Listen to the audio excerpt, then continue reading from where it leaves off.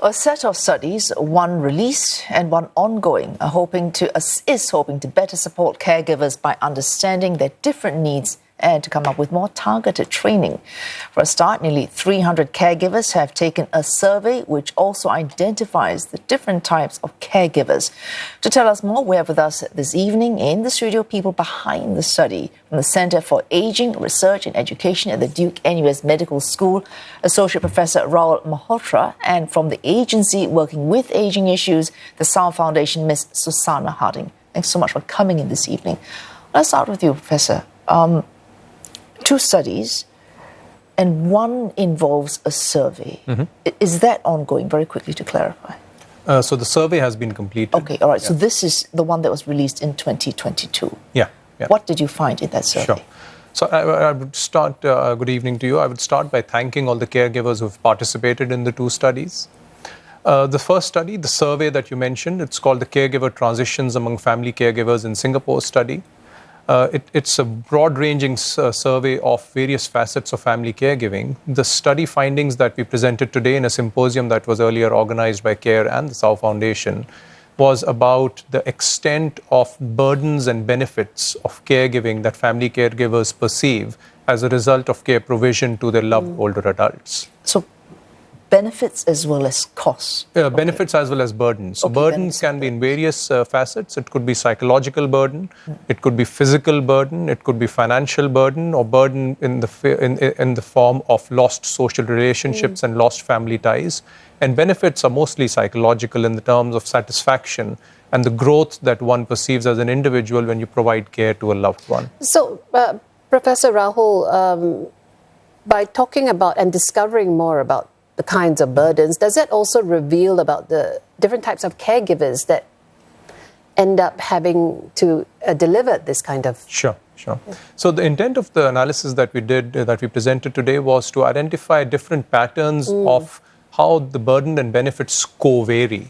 And we did find interesting differences. We had nearly 40%, nearly 70% of the caregivers who had relatively low burden and high benefits that one would expect, lower burden, high benefits. Yeah. But there was also a group of around 20% caregivers who, despite having high caregiver burden, perceived caregiving as rewarding. They perceived caregiving as having a lot of benefits for them in a psychological perspective. All right, Ms. Harding. Yes, good evening. Good evening. The results mentioned by Professor right there. Now, it is striking that the burdens are material and the benefits tend to be psychological. It's perceived. So the real cost in terms of what you lose materially, financially, and what you gain, I suppose, spiritually or psychologically. How do findings like these actually help your foundation? Well, it provided us insights, three insights. One, that actually caregivers are motivated. They actually accept the role as caregivers, and there is purpose in being a caregiver.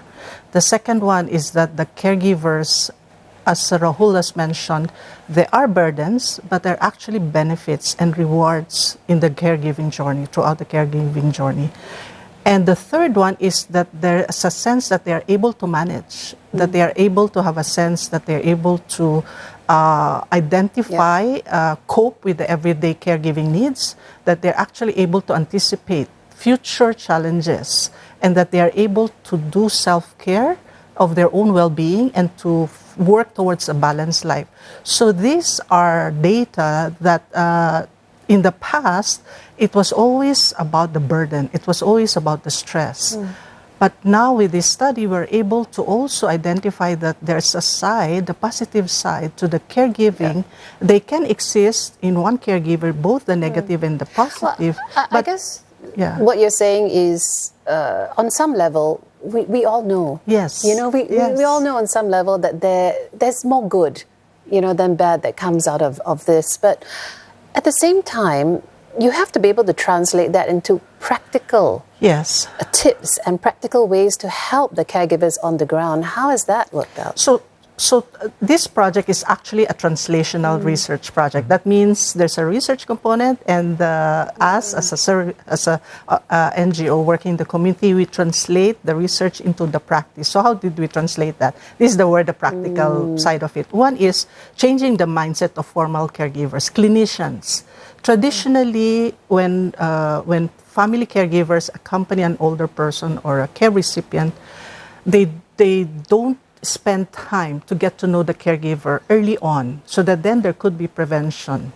Otherwise, they only get to know the caregiver when they are stressed. That's why always the negative aspect. So through this study, then we can actually change the mindset of, we have done that. We pilot tested it in our own practice in the foundation. We tested it in 7 services that we run, doctors, nurses, social workers, and there was a mindset change that actually we could start early on prevention. How then do we work with the... Since you mentioned this, Professor Malhotra, changing of mindsets by bringing in, I suppose, starting interactions and relationships before these problems happen. The benefits, the feeling better about yourself because you're caring for someone else. We knew this. We have known this, as Jill mentioned, long before we had any study about it. Sure. If you take what she said, interactions with physicians early on, how has this worked actually on the ground? Give me a specific example. Yeah. So specific examples would be, so again, I think the fact that there are benefits of caregiving, it seems obvious at one level, but if you look at the research that has been done on it, it's relatively new compared to the disproportionate focus on burden of caregiving. So it's important to realize caregivers, clinicians, family members of caregivers, that there are such benefits that exist. It's important for family caregivers and clinicians and other people who interact with caregivers to not only provide instrumental support or help with tasks, but also the emotional support to caregivers, validate their efforts, affirm their efforts, give them a word of praise to say that, okay, don't just think that the family caregiver has to do their job, and since they do it, I don't really need to say that, okay, you're doing your job well. As people who work, who are employees, we always value good feedback. Proactively. Yeah, proactively give feedback. If you have a care recipient who comes, let's say, with no bed sores, praise the caregiver, you're doing a good job. The fact that your mother doesn't have any bed sores, excellent. You're doing everything that we've informed you, you're helping the healthcare system, great job.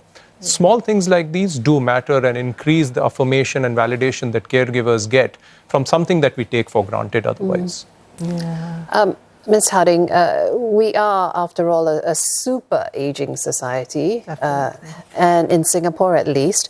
How can this study help Singapore plan better? I suppose, you really want to try make sure these results trickle down also to the government, because a lot of regulation and policy is tied into that. Yeah, definitely.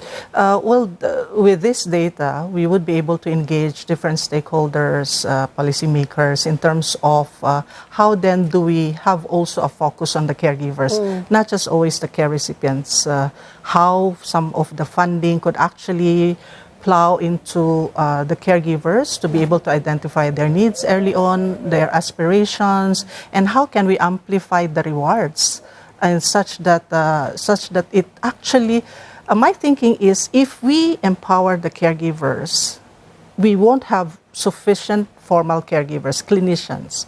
But if we empower them, they have the knowledge, they have the skills, there's a formation of their role, and they are able to, they would probably own at some point a bigger part of the caregiving tasks. And that would actually help us in terms of some of these issues around who will be taking care. You're on the right track. We really wish you all the best in pushing this agenda forward. Thank you. Thank you. Well, we've been speaking there with Associate Professor Rahul Malhotra from the Duke-NUS Medical School, as well as Susana Harding from the Tsao Foundation.